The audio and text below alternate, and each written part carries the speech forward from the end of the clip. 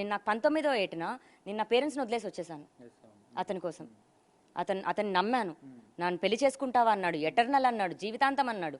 సరే పోయాడండి, ఇష్టం లేదన్నాడేమో. నాకు తిరిగి జీవితం అన్న ఉండాలి కదా. ఇంకో అబ్బాయి అయినా నన్ను అప్రోచ్ అవ్వడానికన్నా, నాతో మాట్లాడడానికన్నా నాకేమన్నా మంచి ఇమేజ్ ఇచ్చారా? నీవే సరే. లావణ్య చెండాలం రాజ్ తరుణ్ ఏంటి?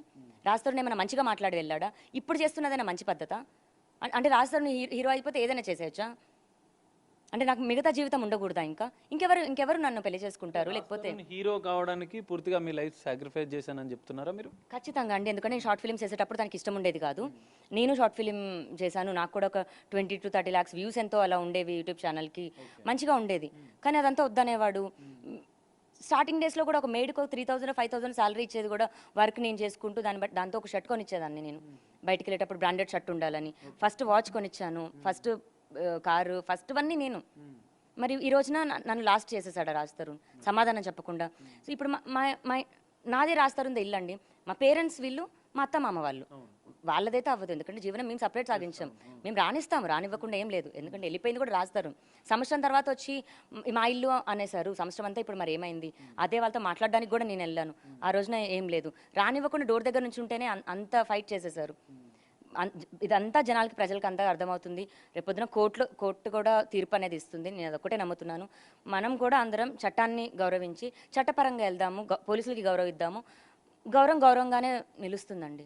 చట్ట ప్రకారం మీరు వెళ్తామంటున్నారు, కానీ లీగల్గా పూర్తి డాక్యుమెంటేషన్ కూడా రాజ్ తరుణ్ పేరునే ఉంది. ఈ విల్లా పూర్తిగా ఆయన పేరు మీద ఉంది. కాబట్టి లీగల్గా మీకు రైట్స్ లేవని కొంతమంది ఆరోపణ చేస్తున్నారు. తల్లిదండ్రుల వాదన కూడా అదే. దీనికి ఏం చెప్తారు మీరు? లీగల్గా లేవని మీకు ఏ న్యాయవాది చెప్పాడండి? ఒకసారి మీరు చెప్పండి. పోనీ మీ దగ్గర ఫోన్ ఉంటుంది, గూగుల్ ఓపెన్ చేసి చెప్పండి. వాళ్ళు ఎంత ఫులిష్గా బిహేవ్ చేస్తున్నారంటే, తాళి కట్టిన దానికి ఎవిడెన్స్ లేవంటే మేము వెళ్ళిపోయి గుళ్ళో పెళ్లి చేసుకున్నాము.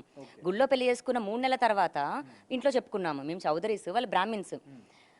చౌదరీస్ ఏ క్యాస్ట్ వాళ్ళకైనా వాళ్ళ క్యాస్ట్ వాళ్ళకి ఇచ్చుకోవాలని ఉంటుంది. అండ్ 19-20 ఏళ్ళ వయసులో క్యాస్ట్ ఏముంటుందండి? ఫస్ట్ ప్రేమించుకోవాలి, పెళ్లి చేసుకోవాలనే ఉంటుంది. మేము అలాగే చేసేసుకున్నాం. 3 నెలల తర్వాత చెప్పుకున్నాము. చెప్పిన సెకండే వాళ్ళు వచ్చారు, ఆశీర్వదించారు, దండలు మార్చుకున్నాము. అప్పటి నుంచి ఇప్పటి వరకు ఈ సంవత్సరం ఒక్కటి మాత్రమే వినాయక చవితి మేము సెలబ్రేట్ చేసుకోలేదు. కానీ ప్రతి వినాయక చవితి పేరెంట్స్ సమక్షంలోనే ఇది ఇల్లు తీసుకొని ఇప్పుడు ఫిఫ్త్ ఇయర్ అండి. మిగతా అంతా రెంటెడ్ హౌసెస్లో, ప్రతి రెంటెడ్ హౌస్లో మరి జరిగాయి. కలిసి ఉన్నప్పుడు అంతా బాగానే జరిగిందండి. మొన్న నన్ను లాస్ట్ ఇయర్ డ్రగ్ కేసులో వెళ్ళేటప్పుడు కూడా నా అత్త మామ నన్ను వచ్చి ఫ్లైట్ ఎక్కించి వెళ్ళారు ఎయిర్పోర్ట్కి. ఇదే ఇక్కడ కూర్చొని ఉన్నాము, ఇక్కడే తిన్నాము, ఇక్కడే పార్టీ చేసుకున్నాము, ఇక్కడే తాగాము. అంతా మేము డ్రింక్ చేస్తామండి. నేను చేస్తాను, మా డాడీ చేస్తాడు, మా అత్తమ్మ చేస్తారు, మా అంకుల్ కూడా చేస్తారు. అందరూ కలిసి డ్రింక్ పార్టీలు చేసుకొని అంతా బాగానే ఉండే అప్పటి వరకు. Open thing. ఇంత జరిగాక మేమేదో ఇది చేయమో అన్నారు కూడా ఏం లేదు. వాళ్ళు కూడా డ్రింక్ చేస్తారు. ఆంటీ కూడా బియర్ సేవ్ చేస్తారు, అప్పటి వరకు మొత్తం సపోర్టింగ్ గా ఉన్న అత్త మామలు మరి ఇప్పుడు పూర్తిగా మిమ్మల్ని యాంటీగా చేసి మీకు వ్యతిరేకంగా ఉండడానికి మీరు ఎట్లా చూస్తారు? అంటే మనిషి కావాలనుకున్నప్పుడేమో తప్పులు కూడా ఒప్పులు అయిపోతాయి, మనిషి వద్దనుకున్నప్పుడు ఒప్పులు కూడా తప్పులుగా చూపించి వదిలించుకుంటారు అని అయితే నాకు అర్థమైంది. నేను మీకు ఒకసారి ఆ డాక్యుమెంట్స్ ఇవ్వాలి.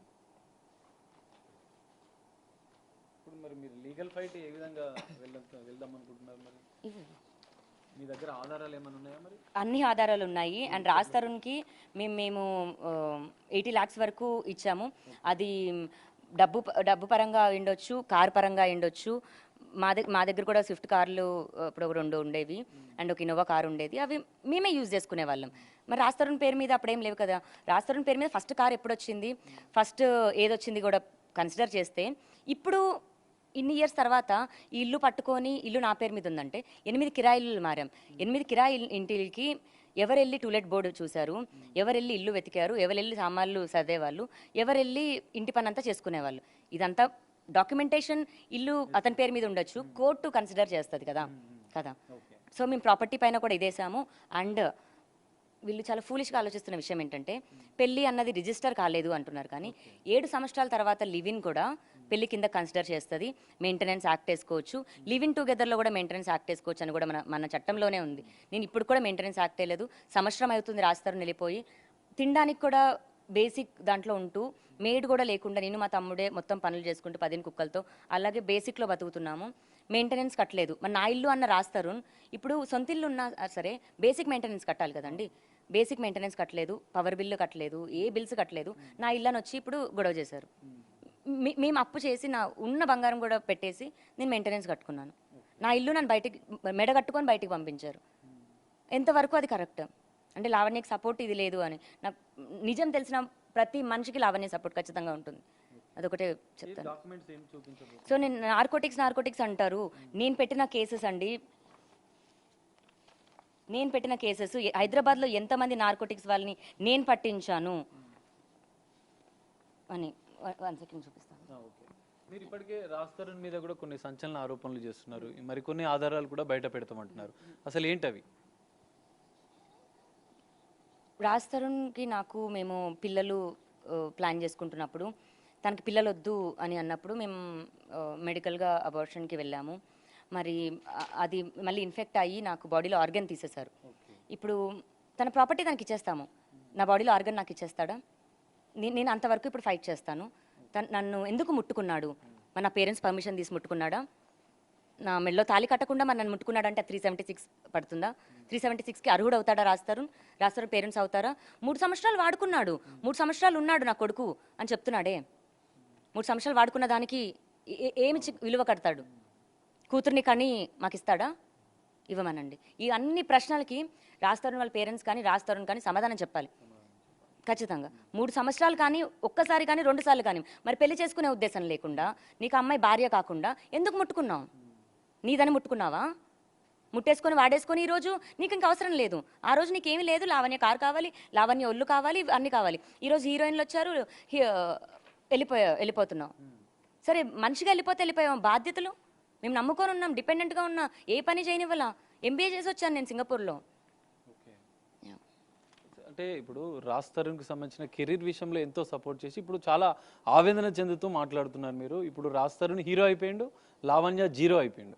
మరి ఇప్పుడు ఏం చెప్తారు మీరు? లావణ్య ఎప్పటికీ జీరో అవ్వలేదండి. రాజ్ తరుణ్ హీరో అవ్వడానికి వెనకాల ఉన్నాను నేను, అంతే. నేను కెరియర్ పరంగా ఏమి చేసుకోకుండా ఇన్కమ్ సోర్స్లో ఉన్నానేమో, కానీ నా సెల్ఫ్ రెస్పెక్ట్కి, నా డిగ్నిటీకి నేను ఎప్పటికీ ఫైట్ చేస్తాను. దానికోసం నేను ఉంచున్నాను. ఒక్కదాన్ని నేను ఇంతమంది కలిసి పోరాడుతూ నన్ను తొక్కించాలని చూస్తున్నారు. ఇప్పటికి కూడా చట్టపరంగా వాళ్ళు వెళ్ళట్లేదు, అటాకులు చేస్తున్నారు, ఫిజికల్ అటాకులు చేస్తున్నారు. అది మీ అందరికీ కనిపిస్తుంది. ఇంకా మనం ఇన్సల్టింగ్గా మాట్లాడుకుంటూ ఈరోజు జీరోలు కూడా అవసరం లేదండి. మనుషులుగా మాట్లాడుకుందాం. ఇక్కడ నేను ఆడవాళ్ళకో చట్టం, మగ చట్టం అనుకుంటూ డిస్క్రిమినేట్ కూడా చేయట్లేదు. మనుషులం మనం. అన్యాయం న్యాయంకి మాత్రమే చేస్తున్నాను. నాకు అన్యాయం జరిగింది ఖచ్చితంగా. ఒక మగాడి విజయం వెనక ఆడది నవ్వుతేనే, ఆడ సంతోషం ఉంటేనే మగాడి విజయం ఇదవుతుంది. ఆడది ఇంట్లో ఏడిచిన రోజున ఏ మగాడి జీవితం బాగోదు. అది తల్లిదండ్రులకి కానీ, అత్తమామలకి కానీ, ఆడబడుచులకి కానీ.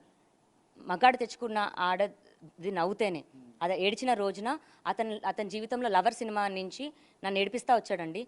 నేను ఎప్పుడైతే నవ్వుతా ఉన్నానో తన లైఫ్ అంతా బాగుంది. నన్ను ఎప్పుడైతే ఏడిపిస్తూ వచ్చాడో తన కెరీర్ అంతా పోయింది, డౌన్ఫాల్ అయింది.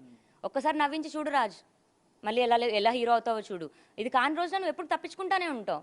తప్పించుకో, ఏం ప్రాబ్లం లేదు. ఇప్పుడు కోర్టు పరంగా ఉంది. వాళ్ళు ఏమైనా కోర్టులో పిటిషన్ వేసేసి ఇల్లు స్వాధీనం చేసుకోవాలని చూసారా? పోనీ మాకు కూడా హక్కు ఉంది, మేము కూడా ఉంటామని కోర్టు పరంగా వచ్చారా? వాళ్ళు కేసు పెట్టారు నా పైన, ఈ అమ్మాయి నుంచి ప్రాణహాని ఉందని. ప్రాణహాని ఉన్న అమ్మాయి దగ్గరికి ఎందుకు వచ్చారు? ప్రాపర్టీ కోసం. అంటే మీరు ప్రాపర్టీ కోసం వచ్చారు. ఇప్పుడు ఈ రోజు ఈ ప్రాపర్టీ మీది కాదు, లావణ్య ఆల్రెడీ వేరే వాళ్ళకి ఇచ్చేసింది, అమ్మేసింది. మరి ఇప్పుడు ఏంటి అంటే వెళ్ళిపోతారా? అంటే వెళ్ళేటప్పుడు లావణ్యం తీసుకొని వెళ్తారా, ఇద్దరు వెళ్ళిపోతారా? అయితే రాజ్ తరుణ్ ఒక్కొక్క స్టెప్ ఎక్కడానికి కూడా మీరే కారణం అని చెప్తున్నారు, పూర్తిగా మీరు సపోర్ట్ చేశారు. కానీ ఇప్పుడు మీరు ఒంటరి పోరాటం చేయాల్సి వస్తుంది. రాజ్ తరుణ్కి వాళ్ళంతా గ్రూప్ ఆఫ్ ఫ్రెండ్స్ అంతా సపోర్ట్ చేస్తున్నారు, కానీ లావణ్య ఒంటరి పోరాటం ఇంకా ఎన్ని రోజులు? కోర్టు తీర్పిచ్చే వరకు ఒంటరి పోరాటం అండి. లేదా నేను కేసు కాంప్రమైజ్ అవుతే మనస్ఫూర్తిగా కేసు కాంప్రమైజ్ అవుదాం అనుకున్నాను. కానీ శేఖర్ భాష, మస్తాన్ సాయి, రాజ్ తరుణ్ వీళ్ళందరూ, ప్రీతి, ఉదయ్, మేఘన వీళ్ళందరూ ఒప్పందంతో ఉన్న దాంట్లోని రాజ్ని ఇప్పుడు లాక్ చేసేసారని నమ్ముతున్నాను. అదే కనుక నిజమైతే రాజ్ కమ్ ఫార్వర్డ్, దేనికి భయపడకు, నేనే ఉన్నాను. అదే కనుక నిజమైతే నువ్వు ముందుకి రా. ఇల్లా ప్రాపర్టీ తొక్క తోటకూర కూడా కాదు, ఇవన్నీ సాల్వ్ చేసుకొని నేనే యూఎస్ వెళ్ళిపోదాం అనుకున్నాను. బేసిక్గా నేను యూఎస్ వెళ్ళిపోవాలండి. మళ్ళీ అంతా నా పైన ఏం లుక్అవుట్ నోటీస్ లేదు, నేనేమన్ని క్రిమినల్ క్రైమ్ కూడా నేనేం చేయలేదు. హ్యాపీగా నా లైఫ్ నేను ఫార్వర్డ్ ముందుకు వెళ్దాం అనుకున్నాను. ఇంకా మూవ్ ఆన్ అయిపోదాం అనుకున్నాను. ఎక్కడ అవనిస్తున్నారు నన్ను? అబ్బాయి వెళ్తున్న కొద్దీ అవును.